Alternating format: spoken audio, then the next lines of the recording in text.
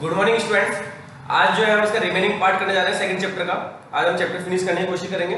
तो देखो आपका जो फिफ्थ क्वेश्चन है f(x = mod of x - 1)। अब मोड वाले क्वेश्चन जो है हमने पहले भी कर रखे हैं। एक क्वेश्चन हमारे पास आया था 2.3 का सेकंड का फर्स्ट क्वेश्चन जो था। तो इसका मतलब क्या है कि ये ऑलवेज जो है y की वैल्यू हमेशा मोड फंक्शन का मतलब क्या होता है कि इसमें से जो भी आंसर आएगा वो पॉजिटिव रहेगा, चाहे वो नेगेटिव आए तो भी पॉजिटिव हो जाएगा, पॉजिटिव है तो पॉजिटिव ही रहेगा। क्लियर है? तो y की वैल्यू जो है ये हो गई आपकी, तो y हमेशा ग्रेटर देन 0 रहेगा। ये तो आपका क्लियर हो गया। x पे कोई बाउंडेशन नहीं है, बाउंडेशन हमारी दो ही बाउंडेशन, रूट में माइनस नहीं आना चाहिए और डिनोमिनेटर में 0 नहीं आना चाहिए। तो x तो पूरा r हो गया पे, ठीक है, x बिलोंग्स टू r। तो डोमेन तो क्या हो गया इसका, पूरा आपका r है। y if y equals to mod of this, ये लिया मैंने, ठीक है। मॉड फंक्शन में आपको सोल्व करने की जरूरत नहीं है, आप डायरेक्ट लिखोगे कि ये वाला जो पार्ट है y will be greater than equals to 0। y की वैल्यू हमेशा 0 से ज्यादा ही रहेगी, पॉजिटिव रहेगी, ठीक है, और 0 भी रह सकती है। तो y की का डोमेन जो है y बिलोंग्स टू हो गया आपका 0 से इनफाइनाइट, 0 आपका इंक्लूड। तो रेंज क्या होगी आपकी यहाँ पे 0 टू इनफाइनाइट। क्लियर है ये चीज? सेकंड नेक्स्ट क्वेश्चन आपका सिक्स्थ क्वेश्चन देखो, f(x) इक्वल टू दे रखा है इसमें। तो यहाँ पे है ओवरऑल ये f(x) इक्वल टू है x² upon 1 plus x²। Clear है ये? और r टू r फंक्शन वही आपकी यही चीज इसके लिए है, ठीक है ना। तो अब देखो हमें इसकी जो है रेंज फाइंड करनी होगी, ठीक है। डोमेन तो आपका पूरा r होगा, यहाँ पे दिख रहा है कि कोई बाउंडेशन नहीं है। बाउंडेशन इस क्यों नहीं है, अपॉन में वैसे x आ तो रहा है लेकिन वो स्क्वायर में आ रहा है। अगर हम नेगेटिव वैल्यू भी रखेंगे तो भी वो पॉजिटिव हो जाएगी, स्क्वायर है, इवन फंक्शन है ये पूरा। क्या फंक्शन है ये? इवन फंक्शन है। इसका आंसर हमेशा पॉजिटिव रहेगा, ये क्लियर है, क्योंकि दोनों जितने भी वेरिएबल है उन पे स्क्वायर लगा हुआ है। इसका और स्क्वायर लगाने होने का मतलब क्या होता है कि वो हमेशा पॉजिटिव रहेगा। अब डिनोमिनेटर में x की किसी भी वैल्यू के लिए 0 नहीं होगा। x की कोई भी वैल्यू अगर पुट कर दे यहाँ पे 0 नहीं आ सकता, ठीक है। 0 पुट करोगे तो भी 1 रहेगा, माइनस का 1 पुट करोगे तो भी -1 का स्क्वायर 1 हो जाएगा और 1 + 1 2 हो जाएगा। तो ये कभी भी पॉजिटिव नहीं आ सकता, नेगेटिव नहीं आ सकता, ठीक है ना। तो हमें ये पता है, यहां से हम सीधे सीधे ये बता सकते हैं कि इसका डोमेन वैसे पूछा नहीं है, डोमेन इसका पूरा r हो जाएगा। रेंज के लिए y इक्वल टू ये हो गया आपका। अब देखो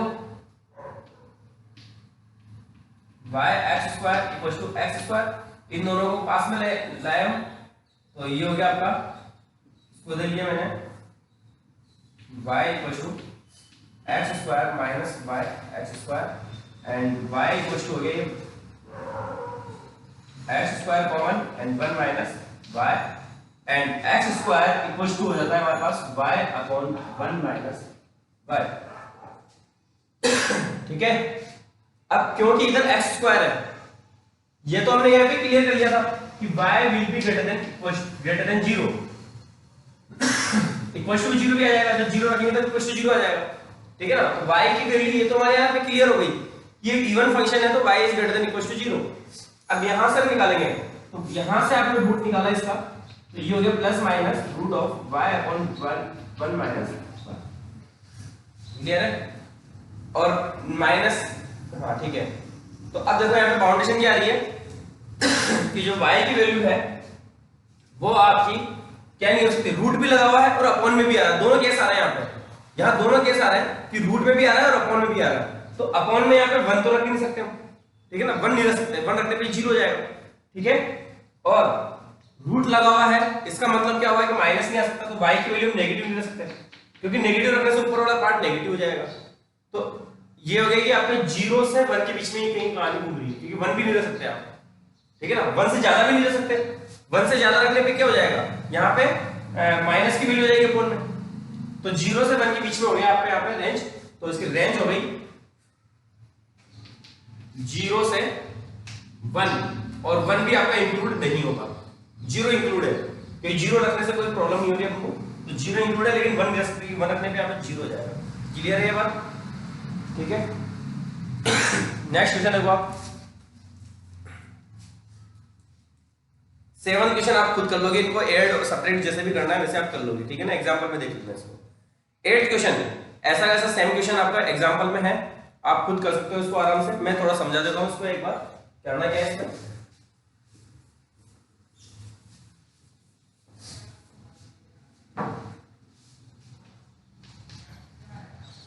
देखो f की वैल्यू गिवन है यहाँ पे, f क्या गिवन है यहाँ पे 1 1 2 3 0 -1 और -1 -3, ये आपको f गिवन है, क्लियर। और इक्वेशन क्या है आपकी y ax + b, a और b इनमें से लेना है आपको, ठीक है ना। तो a और b मैंने कोई से भी ले सकते हो, कि चार आपके 4 पेयर है यहाँ पे, 4 में से कोई से भी 2 ले लो आप, कोई भी 2 अपनी मर्जी से, ठीक है ना।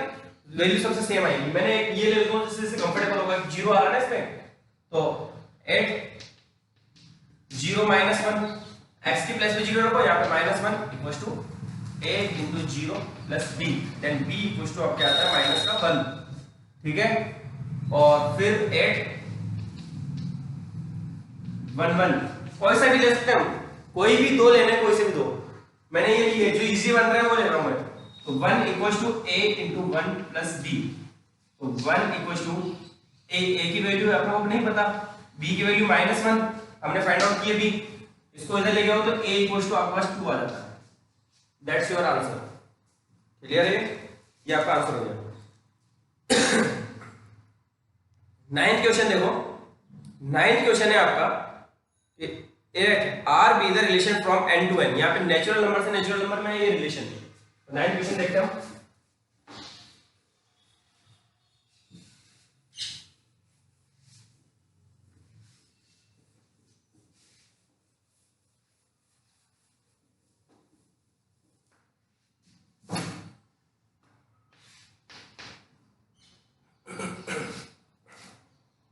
गिवन है आपको कि ए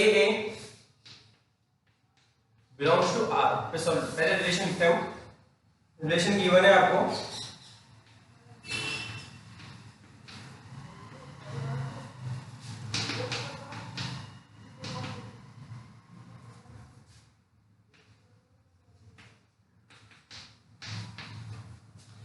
रिलेशन आपका है a equals to b square, a equals to b square, ये आपका रिलेशन है, क्लियर है।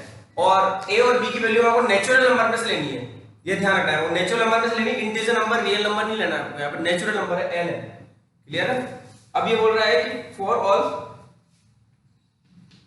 First a belongs to r, हमें ये वेरीफाई करना है, ये चेक करना है क्या ये वाला रिलेशन a का मतलब हुआ कि हम कोई भी नंबर ले लें नेचुरल नंबर में से, तो उसके लिए रिलेशन वेरीफाई हो जाएगा क्या, सभी के लिए। फॉर ऑल लिखा हुआ है आगे, है ना, फॉर ऑल, किसी एक के लिए हो सकता है लेकिन सबके लिए होना चाहिए, कि ऐसा नहीं कि किसी एक या 2 कंडीशन पे हो रहा है, 3 कंडीशन में फुलफिल हो रहा है लेकिन आगे की कंडीशन पे नहीं हो रहा, सभी कंडीशन पे ये फुलफिल होना चाहिए।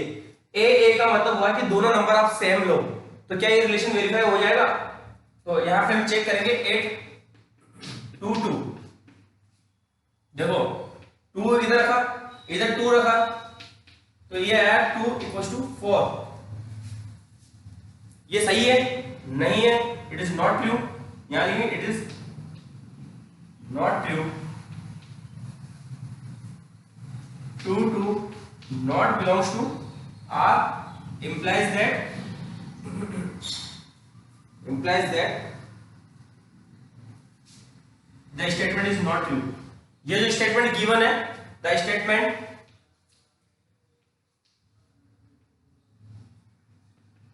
Is not true,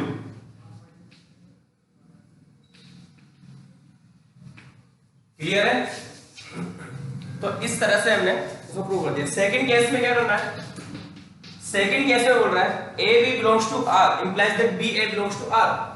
A b का मतलब जैसे कि 2 4 हमने अभी देखा, 2 4 belongs to R, but 4 2 not belongs to R. क्या मतलब है कि ए की वैल्यू 4 रखो आप, सही 4 2 बिलोंग्स कर रहा है इसमें से, 4 2 बिलोंग कर रहा है, तो क्या 2 4 भी बिलोंग्स करेगा। ए की वैल्यू मैंने ली 4, ठीक है, और b की वैल्यू लेता हूं मैं 2, a की वैल्यू कितनी ली मैंने 4 और b की वैल्यू ली 2, तो ये रिलेशन ट्रू हो रहा है, बिल्कुल सही है। लेकिन ये बोल रहा है इसको एक्सचेंज करने पर, इनको चेंज करने पर, b को a की जगह a को b की जगह पर करने पर, यानी कि इनकी जगह चेंज करने पर 2 4 हो गया, और 2 4 भी इसमें से बिलोंग कर रहा है या नहीं कर रहा है, ठीक है। तो यहां पे लिख दो implies that statement is not true, यहां लिखा नॉट ट्रू।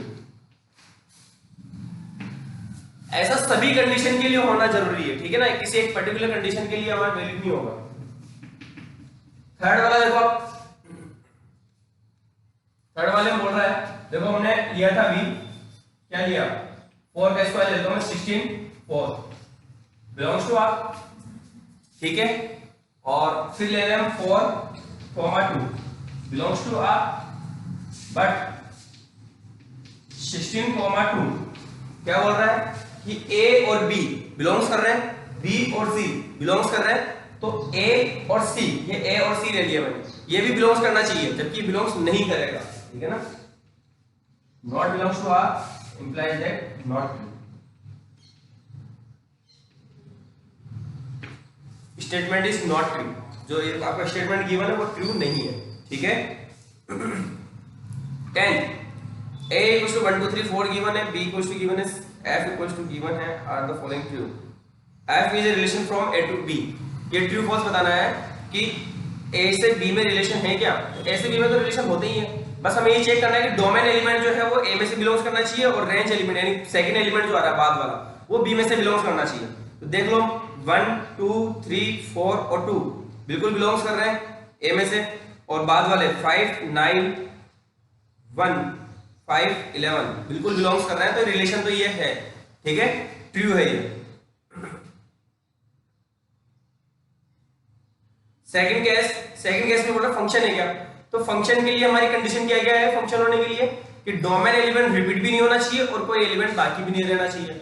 तो यहाँ पे देखो 1 2 3 4 एक एक बार आ रहा है या नहीं आ रहा, और कोई रिपीट भी नहीं होना चाहिए, तो 1 2 3 4 आ तो रहा है, लेकिन 2 रिपीट हो रहा है, 2 आपका 2 बार आ रहा है, ठीक है, तो ये फंक्शन नहीं है, क्लियर। ये आप यहाँ पे इसको स्टेटमेंट को लिख लेना, ठीक है। 11 क्वेश्चन है, late f be the subset of z into z defined by f equals to this, is f a function from z to z, ये बोल रहा है कि z to z ये फंक्शन है या नहीं है, आपको प्रूव करके दिखाना है, ठीक है। देखो कैसे करेंगे,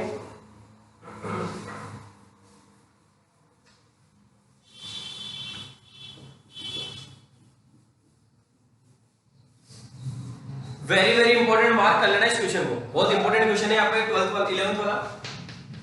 देखो f क्या है आपका, पहले तो ये जो आपका f है वो डिफाइन दे रखा है z टू z, ठीक है, और f क्या है आपका ab a plus b a b belongs, ये आपका क्वेश्चन है, और इसमें जो रिलेशन है वो कहां से, फंक्शन जो है वो कहां से कहां डिफाइंड है, z टू z, यानी कि इंटीजर नंबर, z कौन से नंबर होते हैं आपके, इंटीजर नंबर्स, इंटीजर नंबर में आपका डिफाइंड है, हमें चेक करना है कि ये ट्रू हो रहा है। तो फंक्शन को प्रूव करने के लिए क्या चीज देखनी है हमारे, डोमेन एलिमेंट रिपीट नहीं होना चाहिए, और सभी एलिमेंट की कोई ना कोई इमेज बननी चाहिए, ठीक है ना। हम चेक करेंगे, देखो 8 मैंने एक एग्जांपल लिया, 8 a equals to 2 b equals to 3, ठीक है ना, एक कोई भी एग्जांपल ले लो अपनी मर्जी से, तो a b equals to कितना आ जाएगा 2 into 3 that is 6, ठीक है, a plus b ये कितना आ जाएगा 2 plus 3 equals to 5, कोई प्रॉब्लम, ठीक है बेटा। अब देखो 8 a equals to लिया मैंने -2 एंड b की वैल्यू ली मैंने -3, a की वैल्यू -2 b की वैल्यू -3, a into b कितना आएगा बेटा -2 into -3 that is 6, माइनस और माइनस मल्टीप्लाई होकर प्लस का 6 हो जाएगा, ठीक है, और a प्लस b कितना आएगा -2 -3 that is -5।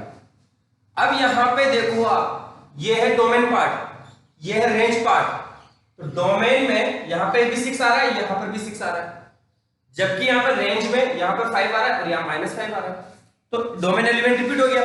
डोमेन एलिमेंट जो 6 है उसकी दो इमेज बन गई आपकी, एक तो -5 और एक +5। क्लियर? जबकि हमारा फंक्शन के लिए रूल अप्लाई नहीं होना चाहिए, ये अप्लाई नहीं होता रूल फंक्शन के लिए, ठीक है ना, कि आपका जो है डोमेन एलिमेंट रिपीट नहीं हो सकता। तो यहां पे ये फंक्शन नहीं है, आपको लिखना होगा सिंस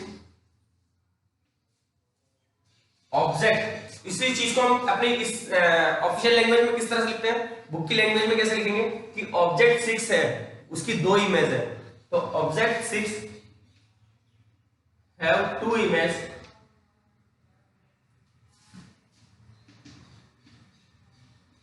एज 5 और 5 and -5, so f is not a function।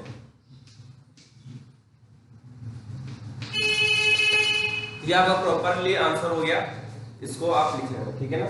Domain element repeat नहीं होने का मतलब है कि वो ऑब्जेक्ट जो है, इधर वाले पार्ट को ऑब्जेक्ट बोलते हैं, मैंने समझाया था आपको इससे, ठीक है। इधर वाला ऑब्जेक्ट और इधर वाला इमेज, यानी कि ये x और ये y, तो इसकी दो इमेज नहीं बननी चाहिए। तो यहाँ पे ऑब्जेक्ट 6 है उसकी दो इमेज बन गई, एक तो 5 से और एक -5 से, दो इमेज बन गई, तो आपका ये फंक्शन नहीं होगा। ऐसे हम कोई भी एग्जांपल ले सकते हैं, मैंने 2 3 लिया, आप कुछ भी ले सकते हो, 3 4 ले सकते हो, 4 5 ले सकते हो, कुछ भी ले सकते हो, 1 2 भी ले सकते हैं, ठीक है ना। तो अब देखो आपका last question, 12th question, let a equals to this, a tends to n be defined by fn equals to the highest prime factor of n, find the range of f। क्या बोल रहे हैं,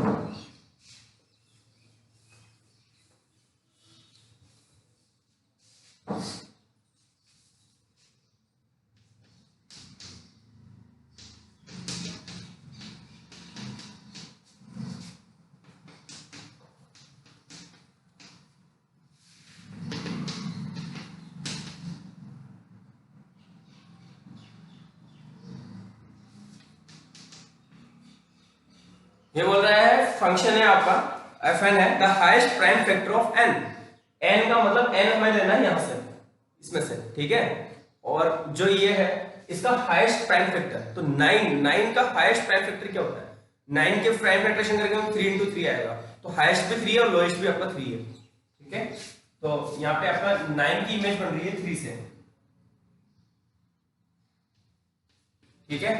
फिर 10 को लेते हैं हम, 10 का हाईएस्ट प्राइम फैक्टर क्या होगा, 5 होगा, क्योंकि 10 का फैक्टराइजेशन करोगे तो 2 और 5 आएगा, लेकिन हाईएस्ट चाहिए हमारे को, हाईएस्ट में आपको 5 आ गया। 11 का 11 ही होगा खुद ही, ठीक है। फिर 12 का देखो, 12 का फैक्टराइजेशन करोगे तो 2 into 2 into 3 आएगा, तो 3 आपका हाईएस्ट होता है, इसलिए 3 के साथ इमेज बनेगी।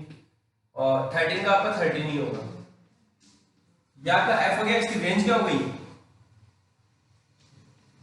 रेंज देखो क्या होगी, 3 5 11 3 एक रिपीट नहीं होगा और ये 30, क्लियर।